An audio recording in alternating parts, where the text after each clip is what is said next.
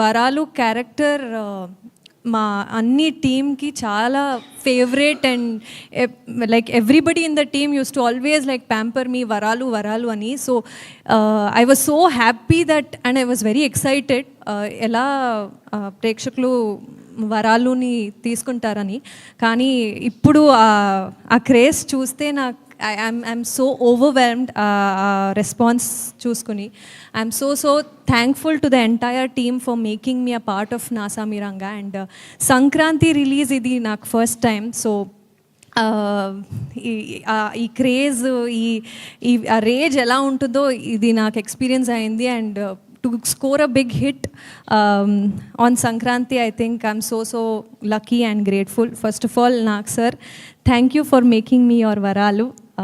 I think for a big star like him and to make a character shine like this,